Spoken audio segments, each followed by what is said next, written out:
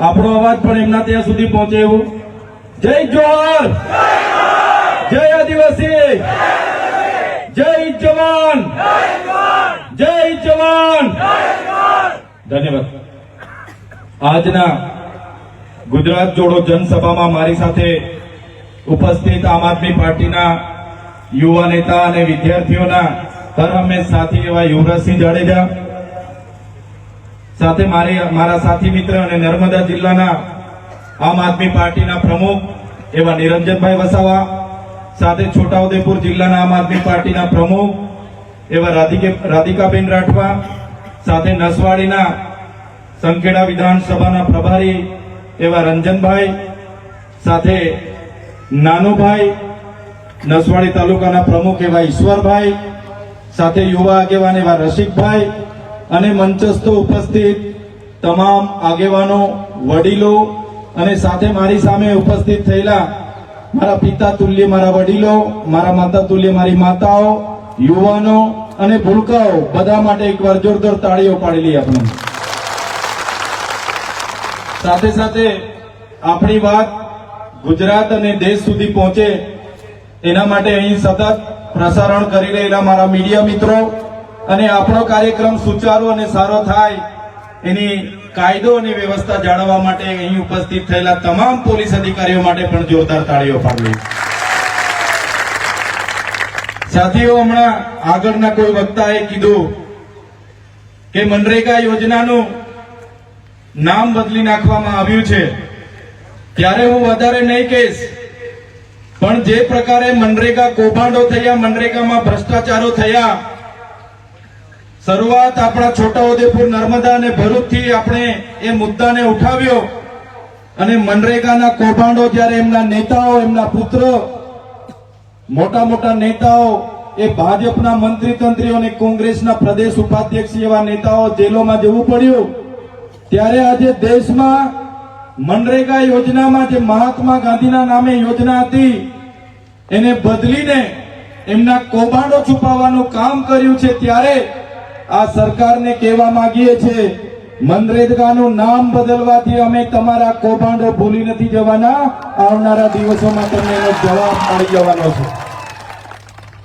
એમણે નામ બદલ્યું, જી રામજી રાખ્યું. આપણા વડીલો બધા કહે છે રામજી તો સૌના હૈયામાં વસે છે, પણ કૌભાંડોમાં એમના નામનો ઉપયોગ જ્યારે આ ભારતીય જનતા પાર્ટી કરે છે, આવનારા દિવસોમાં એ ભારતીય જનતા પાર્ટીને સત્તામાંથી આપણે બધાએ જાકારો આપવાનો છે. સાથીઓ, હમણાં અમારા ડેડિયાપાડામાં દેશના વડાપ્રધાન શ્રી નરેન્દ્રભાઈ મોદીજી આવ્યા. દેશના વડાપ્રધાન શ્રી જ્યારે આપણા વિસ્તારમાં આવતા હોય એમને આવકારીએ છીએ.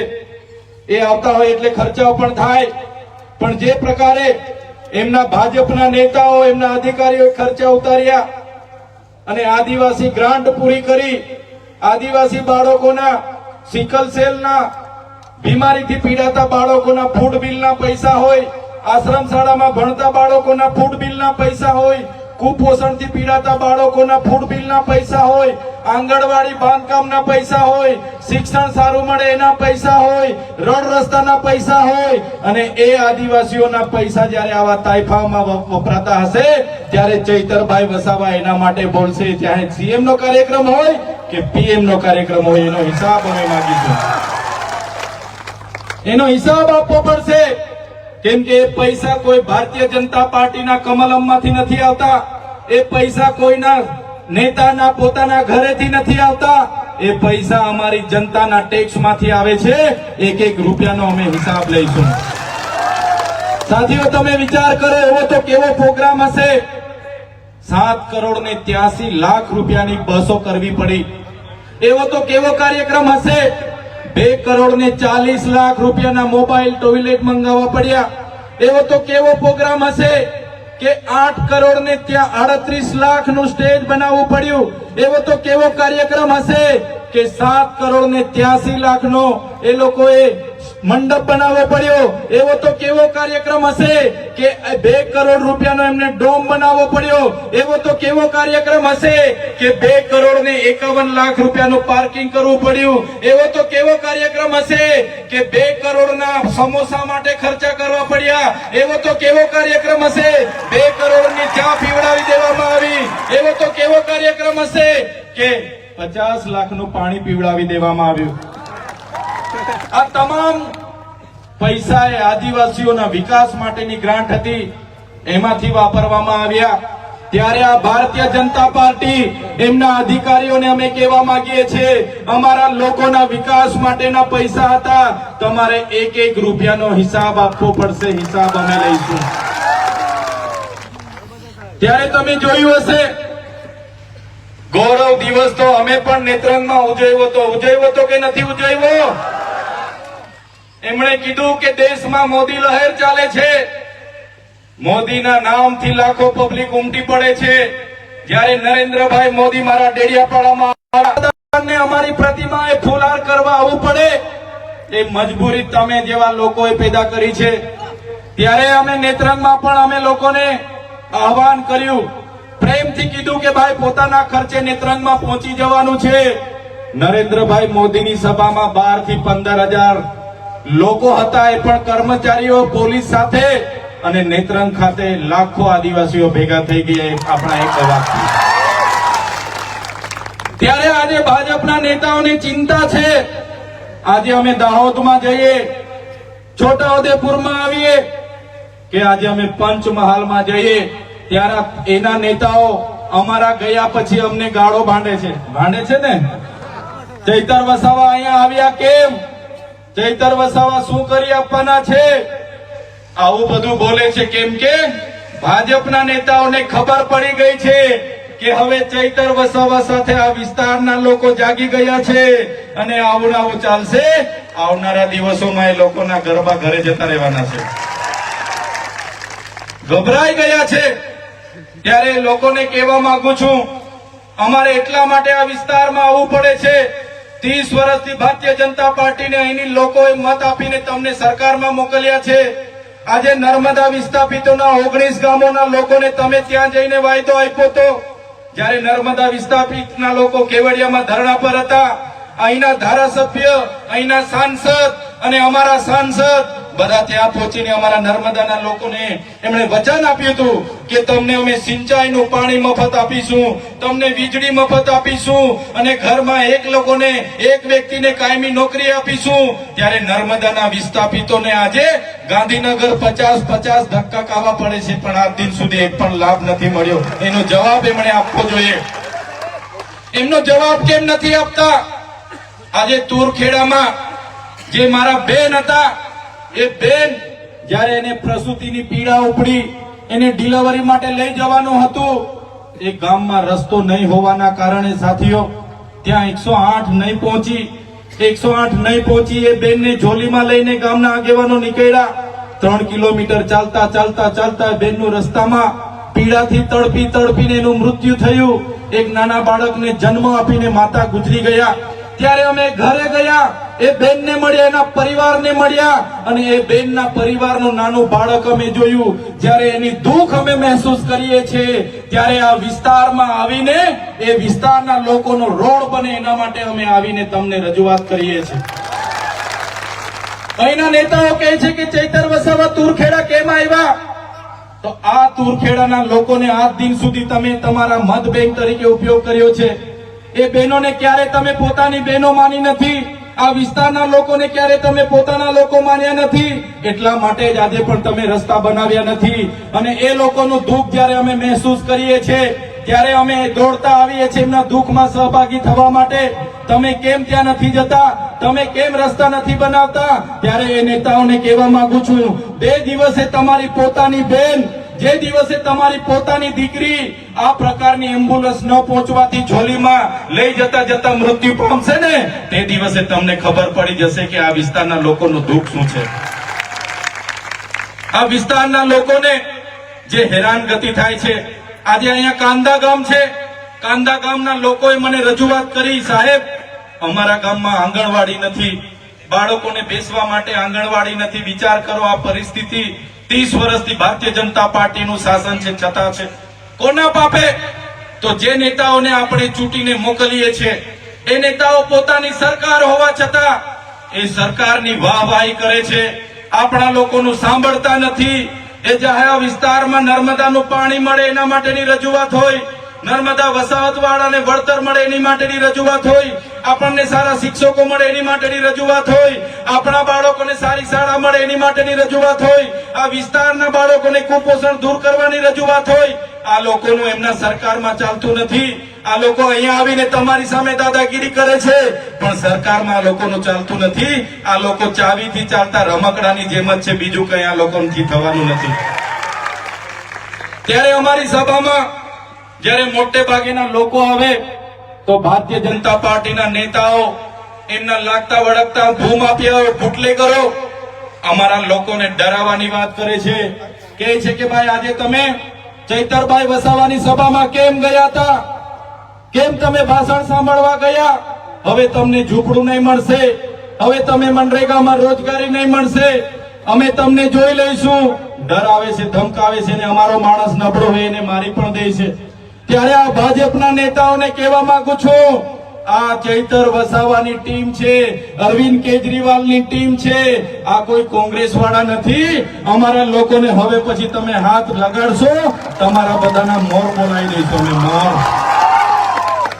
મોર બોલી જશે આવનારા દિવસોમાં, બધાને છોડવાના નથી. ત્યારે આ વિસ્તારના 28 ગામોમાં હવે હાઇડ્રો પ્રોજેક્ટ આમણે મંજૂર કરી દીધો. ભાજપના સરપંચોએ બારોબાર ઠરાવો આપી દીધા, ભાજપના તાલુકા પ્રમુખે બારોબાર ઠરાવ આપી દીધો, જિલ્લા પ્રમુખે મંજૂરી આપી દીધી અને હાઇડ્રો પાવરનો પ્રોજેક્ટ આવે છે. ખબર છે ને બધાને? 28 ગામોના લોકોનું સર્વે થાય છે. કલેક્ટર અને એમના એસપી પોલીસનો ઉપયોગ કરીને બળજબરી પૂર્વક ત્યાં ગ્રામ સભાઓના ઠરાવો માંગે છે, જમીનોના સર્વે કરાવે છે અને અદાણીને અંબાણીને આ વિસ્તારની જમીનો આપવાની વાત કરે છે. ત્યારે આ ભાજપના નેતાઓને, એમના મંત્રીઓને, એમની કલેક્ટરને, એમના એસપીને હું કહેવા માંગુ છું, અમારો આદિવાસી સમાજ એ સંવિધાન અને સંવાદમાં માનનારો છે. જે દિવસે અમારા સમાજને તમે આ પ્રકારની જમીનો છીનવવાની વાત કરશો, હાઇડ્રોજન પ્રોજેક્ટના નામે જમીનો લેવાની વાત કરશો, તે દિવસે અમારા તીરકામઠા, પાલિયા અને ભાલા લઈને અમે રોડ પર ઉતરીશું. તમારી પોલીસ, તમારું જંગલ ખાતું અને તમારા કલેક્ટર પણ અહીંયા ઉભા નહીં રહેશે. અમે અમારા ઘરમાં આ ભાલા, પાલિયા અને ધારિયા અને તીરકામઠા એ કોઈ શણગાર માટે નથી મૂક્યા. જે દિવસે અમને જરૂર પડશે એ દિવસે ભાલા, પાલિયા, તીરકામઠા લઈને અમે રસ્તામાં બી ઉતરીશું. અમારા લોકો આદિ અનાદિ કાળથી આ વિસ્તારના જંગલોમાં રહે છે અને આ જંગલ ખાતાના અધિકારીઓ આવે છે, ડરાવે છે, ધમકાવે છે, મારે છે, ખેડવા નથી દેતા, પાક નુકસાનીને કરે છે, પાક કાઢી નાખે છે. ત્યારે જંગલ ખાતાના અધિકારીઓને પણ કહેવા માંગુ છું, તમારું જંગલ ખાતાનો સંરક્ષણ ધારો અંગ્રેજો દરમિયાન 1862 માં બન્યો, તમારું જંગલ ખાતું 1927 માં બન્યું. અમારો આદિવાસી આદિ અનાદિ કાળથી હજારો વર્ષથી અહીંયા રહે છે. તમારી સરકાર પણ નહોતી, તમારું જંગલ ખાતું પણ નહોતું, તમારું પોલીસ ખાતું પણ નહોતું. એના પહેલા આદિવાસી અને જંગલ અહીંયા હતા અને એ જંગલો અમારા આદિવાસીઓએ સાચવેલા છે. ત્યારે આજના મંચ પરથી જંગલ ખાતાવાળાને પણ કહેવા માંગુ છું, કાન ખોલીને સાંભળી લે. અમારા ખેડૂતોના બાકી પેન્ડિંગ દાવાઓ છે તાત્કાલિક ધોરણે મંજૂર કરી દે. જેટલા પણ અમારા ખેડૂતો જંગલની જમીન ખેડે છે એમને હેરાન કરવાનું બંધ કરી દે. નહીં તો જે દિવસે અમે આ રસ્તા પર ઉતરીશું ને તે દિવસે તમારું જંગલ ખાતું પણ અહીંયા નજરે નથી પડવાનું. અમે આઝાદીમાં લડત આપી, અમે ગુરુ ગોવિંદજી અમારા માટે લડ્યા છે, આદિવાસી માટે રૂપસિંહ નાયક લડ્યા છે, ભાઈજી બારિયા લડ્યા છે, બાબલિયા બારિયા લડ્યા છે, અમારા માટે રવજી નાયક લડ્યા છે, અમારા માટે બિરસા મુંડા લડ્યા છે, અમારા પૂર્વ ટાટિયા મામા ખાદ્યા નાયક લડ્યા છે, અમારા માટે જલકારી બાઈ લડ્યા છે, જે પણ આઝાદીના લડતમાં અમારું યોગદાન હતું. આઝાદી પછી પણ અમારું યોગદાન એટલું બધું છે, અમે નર્મદા ડેમોમાં અમારી જમીનો આપી, અમે એની નહેરોમાં જમીનો આપી, આ વિસ્તારના રોડ રસ્તામાં જમીનો આપી, કોરિડોર અને નેશનલ હાઈવેમાં જમીનો આપી, અમે સ્ટેચ્યુ ઓફ યુનિટીમાં જમીનો આપી, અમે તમામ જગ્યાએ દેશના વિકાસ માટે જમીનો આપી. અને આજે અમારા લોકોને ફરી વિકાસના નામે વિનાશ તરફ લઈ જવાની વાત કરશો તો આ વિસ્તારમાં હવે સંવિધાન અને સંવાદની વાત નથી, આ વિસ્તારમાં હવે આરપારની લડાઈઓ કરવા માટે અમે તૈયાર છીએ. જે દિવસે જરૂર પડશે અમે અમારા ઓજારો સાથે ગાંધીનગર તરફ પણ કૂચ કરીશું, અને અમને જરૂર પડશે એ દિવસે ગાંધીનગરમાં નેપાળવાડી કરવા માટે પણ અમારી તૈયારી છે. અમે કોઈનાથી ડરતા નથી, અને અમારા તમારા જેવા ખાણ માફિયાઓ બુટલેગરો ના સહારે અમારો કમલમ અમારું ચાલતું નથી. ત્યારે આ વિસ્તારોમાં મનરેગા નામે કૌભાંડો થયા, નલ સે જલના નામે કૌભાંડો થયા, આપણા બાળકોને શિષ્યવૃત્તિ મળે એના માટે અમે અવાજ ઉઠાવ્યો, આ વિસ્તારમાં રોડ રસ્તા બને એના માટે અવાજ ઉઠાવ્યો, નર્મદાના લોકોને વળતર મળે એના માટે અવાજ ઉઠાવ્યો, કેવડિયામાં જ્યારે ઝૂંપડા તૂટતા હતા એના માટે અવાજ ઉઠાવ્યો. આ વિસ્તારના લોકોનો અવાજ અમે સડકથી લઈને સદન સુધી બોલીએ. એટલે આ ભારતીય જનતા પાર્ટીની સરકારને, એમના નેતાઓને ગમતું નથી. સાથીઓ, તમે બધાએ જોયું હશે, અમને પણ જેલોમાં મોકલવામાં આવ્યા. એક વાર નથી, ચૈતરભાઈ વસાવા પર 19 વાર ખોટી એફઆઈઆર કરવામાં આવી છે. છતાં ચૈતરભાઈ વસાવા એટલા હિંમતથી લડે છે, એટલી તાકાતથી લડે છે, કેમ કે ચૈતરભાઈ વસાવા સાથે તમારા જેવા વડીલોના યુવાનોના માતા બહેનોના આશીર્વાદ છે. હમણાં પણ મને જેલમાં નાખવામાં આવ્યો. મને રાતે મારી ડેડિયાપાડાથી પોલીસ દ્વારા પકડવામાં આવ્યો, બળજબરીપૂર્વક ખેંચીને મને જીપમાં બેસાડવામાં આવ્યો. મને રાજપીપળાની જૂની જેલમાં રાખવામાં આવ્યા. મારા સાથી મિત્રો, મારા કાર્યકર મિત્રો, એ નિરંજનભાઈ વસાવા હોય, રાધિકાબેન રાઠવા હોય, અમારા નાનુભાઈ હોય, અમારા ઈશ્વરભાઈ હોય, અમારા જિગ્નેશભાઈ લોકો રાતે આવ્યા. એમને કીધું, ડીએસપી સાહેબ ચૈતરભાઈનો ટિફિન લઈને આવ્યા છે, ચૈતરભાઈના કપડા લઈને આવ્યા છે, અમને મળવા દો. પોલીસે રાતે પણ અમને જમવા નહીં દીધા, અમારા કપડા નહીં આપવા દીધા. બીજા દિવસે મામલતદારમાં રજૂ કરવાના હતા, ડેડિયાપાડાની કોર્ટમાં રજૂ કરવાના હતા, ત્યાં મને લઈ જવામાં નહીં આવ્યો. સામાન્ય બાબતમાં મને સેશન કોર્ટમાં લઈ જવામાં આવ્યો. સેશન કોર્ટમાં મારા વકીલો, ચૈતરભાઈના વકીલ છે, એમનો કેસ લડવા આવ્યા છે, અમને જવા દો. છતાં કોઈ વકીલને કોર્ટમાં નહીં આવવા દીધો. કોર્ટમાં નહીં આવવા દઈને મને જામીન રદ કરવામાં આવ્યા. મને રાજપીપળા જેલમાં નાખવાની જગ્યાએ મને બરોડાની સેન્ટ્રલ જેલમાં નાખી દેવામાં આવ્યો. સાથીઓ, બરોડાની સેન્ટ્રલ જેલ પાકા કેદીઓની જેલ, સયાજીરાવ ગાયકવાડે બનાવેલી જેલ, અંગ્રેજો વખતની જેલમાં એક નાની કોટડીમાં મને પૂરી દેવામાં આવ્યો. બહારથી કોઈ ટિફિન નહીં, કોઈ બિસ્તરો નહીં, કઈ કપડા નહીં. બહારના મારા ઘરવાળા મળવા આવે, મારા કાર્યકરો મળવા આવે, મારા વકીલો મળવા આવે, કોઈને પરવાનગી નહીં. ખૂબ વેતનાઓ આપી, ખૂબ ત્રાસ આપ્યો. એમણે કીધું, તમારા જામીનો 3 મહિના કે 3 વર્ષમાં પણ નથી થવાના. તમે ભારતીય જનતા પાર્ટી સામે કેમ બોલો છો? તમે આદિવાસીઓ માટે કેમ લડો છો? તમે વિદ્યાર્થીઓ માટે કેમ લડો છો? તમે ખેડૂતો માટે ભાવ વધારા માટે કેમ લડો છો? તમે નર્મદાના વિસ્થાપિતો માટે કેમ લડો છો? તમે નર્મદાનું પાણી છોટાઉદેપુરને મળે એના માટે કેમ લડો છો? તમે લડવાનું બંધ કરવાનું કહો, અમને લેખિતમાં આપો, પછી તમને છોડીએ. પણ તમારા બધાના આશીર્વાદ હતા, એ લોકો સામે મેં ઝૂક્યો નથી, અને 80 દિવસમાં છૂટીને તમારી વચ્ચે આવ્યો છું. આટલી બધી વેદનાઓ મારે એટલા માટે કેવી પડે કે તમારી લડત લડતા અમારે પણ જેલો વેઠવી પડે છે, અમારા પરિવારોએ જેલો વેઠવી પડે છે, અમે વેદના વેઠીએ છીએ, દુઃખ વેઠીએ છીએ. છતાં ભારતીય જનતા પાર્ટીની તાનાશાહી સામે ઝૂકતા નથી, કેમ કે અમે તમારા દીકરા છે અને તમારા ન્યાય માટે લડતા રહેવાના છે. અમે ધારાસભ્ય નહોતા ત્યારે પણ કેવડિયાના લોકો માટે લડ્યા છે, છોટાઉદેપુરના લોકો માટે લડ્યા છે, નર્મદાના લોકો માટે લડ્યા છે. આજે ધારાસભ્ય છે, આજે પણ લડીએ છીએ, અને ધારાસભ્ય નહીં હશું તો બી ગુજરાતની આદિવાસી જનતા માટે આ ચૈતર વસાવા છેલ્લા શ્વાસ સુધી લડવાના છે. તમે જોઈ લો સાથીઓ, એક અઠવાડિયું નહીં, એક મહિનો નહીં, વાર પર વાર, તારીખ પર તારીખ, તારીખ પર તારીખ, તારીખ પર તારીખ, 80 દિવસથી વધારે મને જેલમાં એકલો કોટડીમાં રાખવામાં આવ્યો. મારા મોબાઈલો જપ્ત કરી લેવામાં આવ્યા, મારા લોકોને ડરાવવામાં આવ્યા, ધમકાવવામાં આવ્યા, અમને પણ ડરાવવામાં આવ્યો. પછી પણ મેં નહીં ડર્યો. મારા જામીન થયા. હું જેલની બહાર આવ્યો. મારા આ બધા આગેવાનો મને લેવા માટે આવ્યા. જેવો દરવાજો ખોલીને હું બહાર પગ મૂક્યો, મારો થેલો આપ્યો, તરત મારા નિરંજનભાઈ વસાવા, યુવરાજભાઈ જાડેજા, રાધિકાબેન રાઠવા એમની ટીમે મને કીધું, સાહેબ જામીન તો અમે જેમ તેમ કરાવ્યા છે, પણ એ લોકોએ તમને આદિવાસી વિસ્તારમાં પ્રવેશબંધીની માંગ કરી હતી, પણ એ પ્રવેશબંધી તો નથી કરાવી શક્યા એ લોકો, પણ તમારા મત વિસ્તારમાં પ્રવેશબંધી તમને ફરમાવેલી છે. મારા વડીલો, મારી માતા બહેનો, તમે મારી સામે બેઠા છો.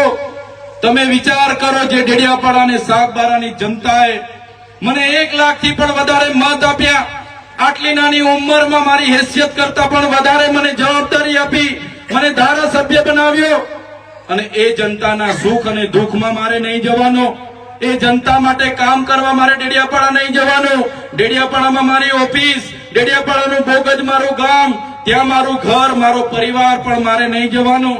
એ લોકો આજે હું રાજપીપળા રહીને મારા નર્મદાના લોકોના કામ કરું, છોટાઉદેપુર આવીને છોટાઉદેપુરની જનતાના કામ કરું, દાહોદમાં જઈને દાહોદની જનતાના કામ કરું. આજે પણ એમના પોલીસના ઉચ્ચ અધિકારીઓ, ભાજપના મોટા મોટા નેતાઓ મને આજે પણ કહે છે, તમે રાજપીપળા દાહોદને ફરવાનું બંધ કરી દેજો, નહીં તો આવનારા દિવસોમાં અંબાજીથી ઉમરગામના વિસ્તારથી તમને હથપાર કરાવીશું. ત્યારે એ નેતાઓને કહેવા માંગુ છું, તમે ચૈતર વસાવાને ડેડિયાપાડામાં જવા નહીં દેશો, તમે ચૈતર વસાવાને નર્મદાથી દૂર કરી દેશો, તમે ચૈતર વસાવાને અંબાજીથી ઉમરગામથી દૂર કરી દેશો, પણ આ ચૈતર વસાવા અમારા લોકોના દિલોમાં રહે છે, ત્યાંથી ક્યારે દૂર નથી કરી શકતા. અમારી જનતાના દિલોમાં અમે વસેલા છે. અમારી જનતા અમને પ્રેમ કરે છે. અમારી માતાઓ મારા માટે માનતા રાખે છે. મારા વડીલો, મારા સંતો, મારા આગેવાનો અમારા માટે વ્રત રાખે છે, ઉપવાસ રાખે છે, અને મને આશીર્વાદ આપે છે. એ જ મારી હિંમત છે, એ જ મારી તાકાત છે. આ મંચ પરથી ભાજપના નેતાઓને કહેવા માંગુ છું, સાંભળી લો, જ્યાં સુધી મારી જનતા મારી સાથે છે, આ ચૈતર વસાવા છેલ્લા શ્વાસ સુધી અમારી જનતા માટે લડતા રહેવાના છે. ત્યારે સાથીઓ, આ ભાજપની નીતિઓ તમે જોઈ લો. આજે મારા લોકો વચ્ચે મને જવા દેવામાં નથી આવતા, ત્યારે છતાં અમે અમારી જનતા માટે લડીએ છીએ અને લડતા રહીશું. આપણા બાળકોના શિષ્યવૃત્તિ માટેની લડત હતી, અમે લડ્યા. 460 કરોડ રૂપિયા અમને ચૂકવવા પડ્યા. અમે તમામ મોરચે, ચાહે કેવડિયા હોય, એ દાહોદ હોય, ડાંગ હોય, તમામ જગ્યાએ અમે લડીએ છીએ. અમે જયારે જેલોમાં હતા, આ તમારા વિસ્તારના એક માજી સાંસદ છે બેન, એક હમણાંના સાંસદ છે, અને 2-3 ધારાસભ્ય એક મીટિંગ કરી હતી, અને એમાં ભાષણ કરતા હતા. તમે પેલા ચૈતર વસાવા હાથે બહુ કૂદતા હતા ને, તમારો ચૈતર વસાવો ગયો, એ હમણાં છૂટવાનો નથી, એને હવે ભૂલી જાવ, એનું પૂરું થઈ ગયું. ત્યારે એ જ વિસ્તારમાં મેં આવ્યો છું છૂટીને. ત્યારે તમામ નેતાઓને કહેવા માંગુ છું, તુમકો કા લગતા થા નહીં લौटेंगे, तुमको क्या लगता था नहीं लौटेंगे, गलत. जब तक तोड़ेंगे नहीं तब तक छोड़ेंगे नहीं. हमको क्या अंडू पंडू गंडू झंडू समझ के रखा है क्या? ये चैतर वसावा है, चैतर वसावा कभी झुकेगा नहीं. મારા વડીલોના આશીર્વાદ છે, મારી માતાઓના આશીર્વાદ છે, જે મારા માટે 2-3 કલાક મારા ફૂલહાર લઈને રાહ જુએ છે, મારું સન્માન કરે છે, એમનું દુઃખ મને જણાવે છે. એ જ મારી તાકાત છે આ તાનાશાહી ભાજપ સામે લડવા માટે.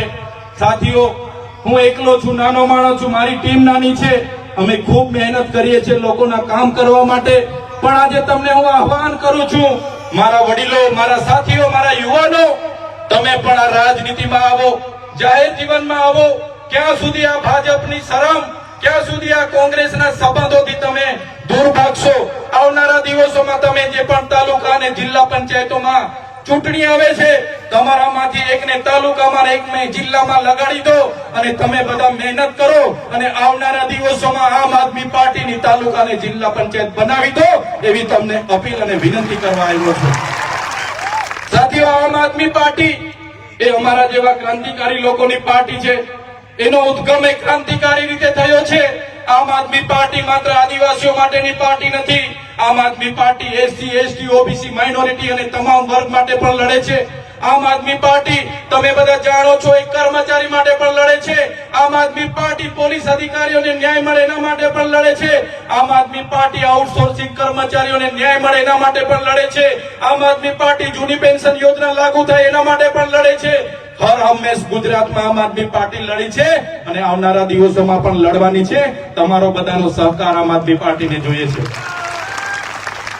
આજે ભાજપના લોકો ડરેલા છે, એમને ખબર છે એમની ખુરશી જવાની છે. અમારા કાર્યકરોને ડરાવે છે, ધમકાવે છે, બીવડાવે છે. પણ આજે આ મંચ પરથી કહેવા માંગુ છું, આ દેશ એ બાબા સાહેબ આંબેડકરે આપેલા સંવિધાનથી ચાલે છે. એમાં સ્વતંત્રતા, સમાનતા, બંધુતાથી આ દેશ ચાલે છે. આ દેશ કોઈ નરેન્દ્રભાઈ મોદી કે અમિતભાઈ શાહના કહેવા પ્રમાણે નહીં ચાલશે. આ દેશ એ બંધારણથી ચાલવાનો છે ને બંધારણમાં આપણો પૂરો અધિકાર છે. એ બંધારણે આપણને સંવિધાનિક અધિકારો આપ્યા છે. આ વિસ્તાર અનુસૂચિ 5 માં આવે છે, પૈસા એક્ટમાં આવે છે. ત્યારે આજે જે ગામ સભાઓ મળે છે એ પણ બારોબાર એજન્ડા લાવીને કરવામાં આવે છે. ત્યારે આપણે જાગવું પડશે, આપણા અધિકારો માટે લડવું પડશે. ત્યારે સાથીઓ, અહીંયા જેટલા પણ પોલીસ અધિકારીઓ છે એમના માટે એકવાર જોરદાર તાળીઓ પાડ લો. જેટલા પણ પોલીસ અધિકારીઓ અહીંયા છે અને ગુજરાતના જેટલા પણ ઈમાનદાર અને નિષ્ઠાવાન પોલીસ અધિકારીઓ છે એમને ચૈતર વસાવા સલામ કરે છે, એમની વર્દીને સલામ કરે છે. પણ એટલું જરૂર કહીશ, કેટલાક પોલીસ અધિકારીઓ અહીંના ધારાસભ્ય અને સાંસદના કહેવા પ્રમાણે અમારા લોકોને હેરાન કરે છે. એવા પોલીસ અધિકારીઓ ક્યારેક ક્યારેક અમારા લોકોને રોડ પર ઉભા રાખીને ખોટી રીતે કનંગળ કરે છે, ડરાવે છે, ધમકાવે છે, રેડ પાડવામાં આવે છે. ત્યારે એવા પોલીસ અધિકારીઓ જે પણ હશે એવા પોલીસ અધિકારીઓને આ મંચ પરથી કહેવા માંગુ છું, અમારા લોકોને જો તમે આ પ્રકારની હેરાનગતિ કે આ પ્રકારની ડરાવવાની, ધમકાવવાની ભાજપના નેતાઓને ઈશારે જો કામગીરી કરશો તો આવનારા દિવસોમાં અમારો પણ સમય આવવાનો છે. બધાનો હિસાબ કિતાબ અમે કરીશું. આવનારા દિવસોમાં અમારો પણ સમય આવવાનો છે. અમે પરિવર્તનની ધારા લઈને ઉપડેલા છે, મોતને મુઠ્ઠીમાં લઈને નીકળેલા છે. અમે સરકાર બનાવીને જંપવાના છે. ત્યારે જે દિવસે સરકારો બનશે ત્યારે એ દિવસે ભાજપના ઈશારે કામ કરતા તમામ લોકોના હિસાબ કિતાબ આમ આદમી પાર્ટી કરશે. સાથીઓ, તમે જોયું હશે આપણી બધાની લડત ચાલુ છે. અંબાજીથી ઉમરગામ હોય, અરવલ્લી બચાવો લડાઈ હોય, નર્મદા બચાવોની લડાઈ હોય, સાતપુડા પર્વતો બચાવવાની લડત હોય, આજે પૂરજોશમાં ચાલે છે. ત્યારે આ ભાજપની સરકાર હોય, કેટલાક સમય પહેલા આખું મંત્રીમંડળ એમણે બદલી કાઢ્યું. એમની નિષ્ફળતાઓ છુપાવવા માટે એમણે મંત્રીમંડળ બદલ્યું. પણ મારા વડીલો, મારી માતાઓ, મારા યુવાનોને કહેવા માંગુ છું, એ લોકો મંત્રીમંડળ બદલે તેનાથી કૌભાંડો ઢંકાવવાના નથી. 2027 માં આપણે આખી સરકાર બદલી કાઢવાની છે. 2027 માં આપણે આખી સરકાર બદલી કાઢીશું. એ વાત કરવા માટે અમે તમારી વચ્ચે આવ્યા છે. આમ આદમી પાર્ટીની જવાબદારી અમને મળેલી છે. અમે તમને નેતૃત્વ પૂરું પાડવા માટે આવ્યા છે. મારા બહેનો, મારા વડીલો, યુવાનો, આવનારા દિવસોમાં તાલુકા જિલ્લામાં તમારો સમય આમ આદમી પાર્ટીને આપો અને આપણે બધા સાથે મળીને લઈએ, પરિવર્તન લાવીએ એ વિનંતી કરવા માટે આજે હું તમારી વચ્ચે હતો. ત્યારે વધારે વિશેષ વાત હું નથી કહેતો, પણ જે તમારો પ્રેમ, તમારા આશીર્વાદ, મારા યુવાનોનો જે સહકાર અમને મળે છે, તમે સ્વયંભૂ અમારા માટે આવી જાઓ છો, અમારું સ્વાગત કરો છો, સન્માન કરો છો. અમને જે તમારો ભાવ, તમારા પ્રેમ અમને આપો છો, ખરેખર એ હું ક્યારે ભૂલવાનું નથી. આમ આદમી પાર્ટી ક્યારે ભૂલવાની નથી. માન્ય કેજરીવાલજી ક્યારે ભૂલવાના નથી. આ પ્રકારનો તમારો પ્રેમ, તમારા સહકાર, તમારો ભાવ અમારા પ્રત્યે રાખજો. આવનારા દિવસોમાં આપણી સંસ્કૃતિ, આપણી અસ્મિતા, આપણા રીત રિવાજો, આપણા સંવિધાનિક અધિકારો અને આપણા સામાજિક અધિકારો બચાવવા માટેના પ્રયાસો આપણે અવિરત ચાલુ રાખીશું. એ જ વાત સાથે આજે સૌ મને આવકાર્યો, મારું સ્વાગત કર્યું, સન્માન કર્યું. અમારું આજે અમને જે તમે શાંતિ